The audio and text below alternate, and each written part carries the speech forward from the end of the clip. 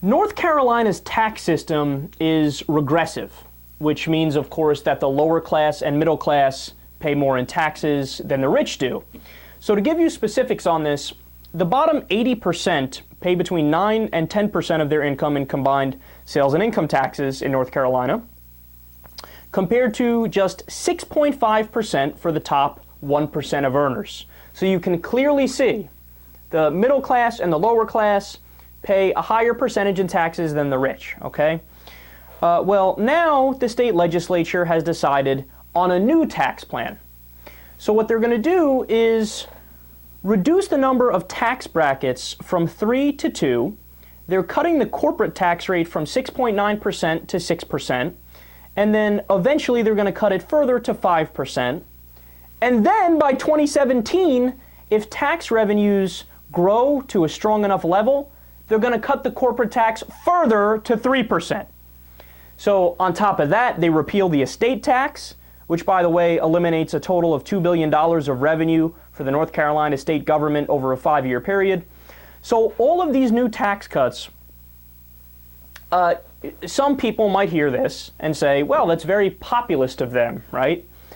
They're looking after the common man by cutting all these taxes. They want more money to stay in your pocket, right? Well, why don't we look a little deeper here and see what's going on. So in order to do all of these cuts, you have to understand, for the government to function, you have to get the revenue from somewhere, okay? So are you ready for the Trojan horse? All of the cuts that I just named, corporate tax cut, estate tax cut, lowering the brackets from 3 to 2, you know who that helps? That helps the rich. That doesn't help the middle class or the lower class at all.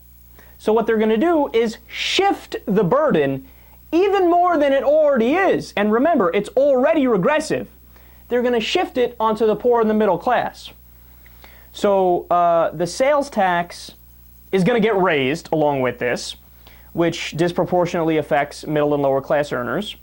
So the end result, get this, of the new tax plan, quote, those with average incomes of nearly $1 million would receive a total tax cut of nearly $10,000.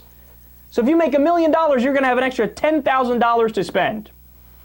The North Carolina Justice Center estimated that while that would happen, so the rich getting more money back, the bottom 80% of taxpayers would experience an increase in their taxes on average. So they took an already regressive tax system and made it worse and put the burden more on the middle class earners and poor earners. You know what this shows you? Arguably the biggest political misconception of all time in the United States is the idea that the Republicans are for lower taxes. Now, this story isn't just for North Carolina. This is in the majority of the red states. They're pushing for changes like this. It happens in the federal government as well. Republicans push for changes like this. Look, and don't take my word for it. You can go back and look at every single presidential election. I remember in 2008, CNN Money did a great article where they took the actual proposals of the two administrations. So here's Obama's, here's McCain's. And they broke it down as to where you fall in your income annually, how it would affect you. Would there be an increase or a decrease? What they found is that for about 95% of the American population, Barack Obama would give you a tax cut. For John McCain, for 95% of you, it would be a tax increase. So in other words, the 5%, the top 5% are the only people getting a tax cut under the Republican, under John McCain. Look, I'm no genius at math, but it appears to me that if the Democratic Party, and it's not just Obama, it's for a Clinton election, and you go back whatever election you want, the Democrat versus the Republican.